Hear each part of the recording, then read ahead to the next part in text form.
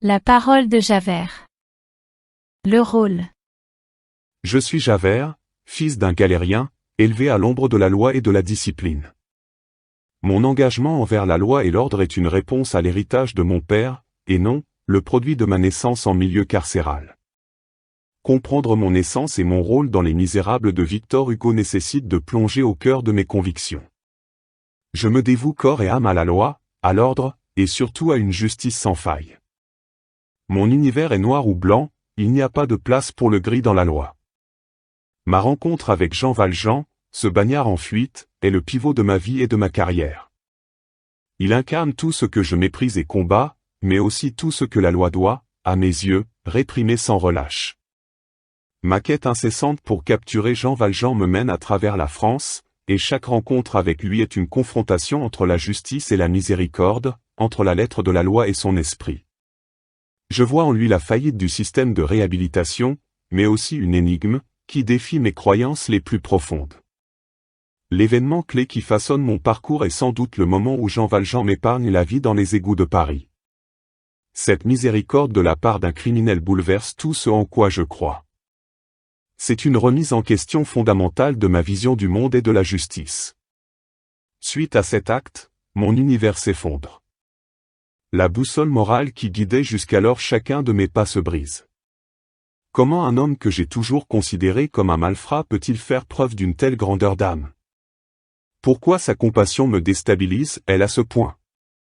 Ce sont ces questions qui mènent à mon ultime décision. Incapable de concilier la loi avec la bonté humaine manifestée par Jean Valjean, je choisis de mettre fin à ma vie, un acte qui, dans sa finalité tragique, révèle l'échec de mon existence rigide et impitoyable. Ma présence dans l'histoire est essentielle non seulement pour incarner la loi et l'ordre, mais aussi pour symboliser l'inflexibilité d'un système qui ne permet pas l'évolution personnelle. En fin de compte, je suis un homme déchiré entre ce que la loi dicte et ce que la vie révèle, et c'est cette lutte qui résume mon rôle dans cette fresque humaniste et complexe. Les missions. Ma première mission est celle d'assurer l'ordre et la justice dans Paris, une tâche qui me demande de poursuivre les criminels et les fugitifs sans relâche. Parmi eux, Jean Valjean, un forçat évadé, est devenu l'obsession de ma vie.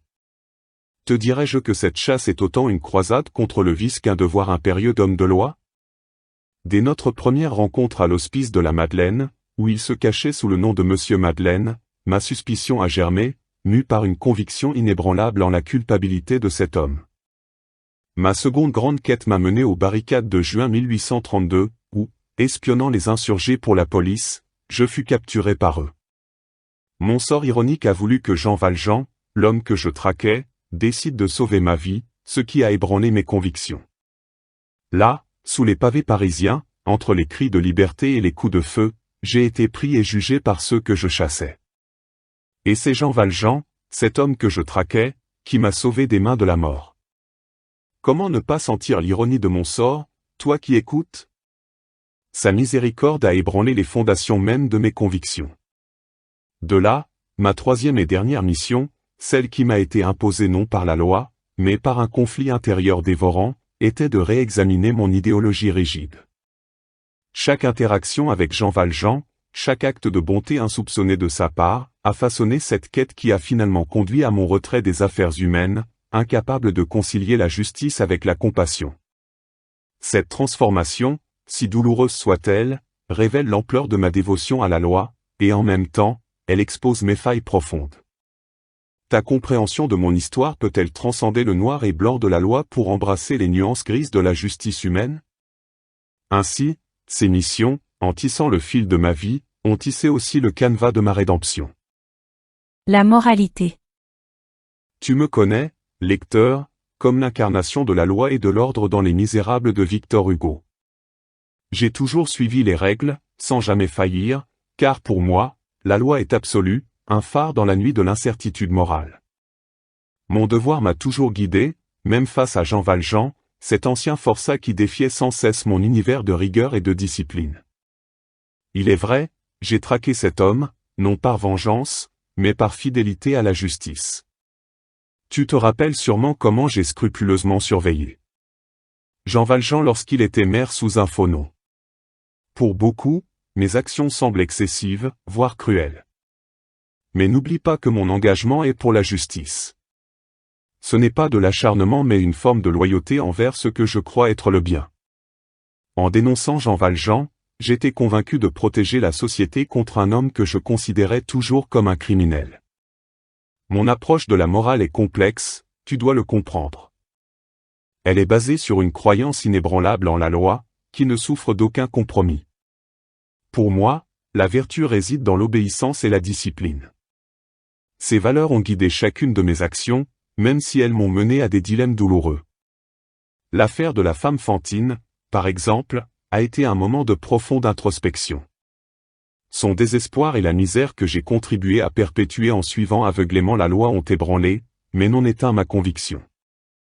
Il est admirable, tu ne trouves pas, ce courage de rester ferme face à la tentation de la compassion qui pourrait fausser le jugement?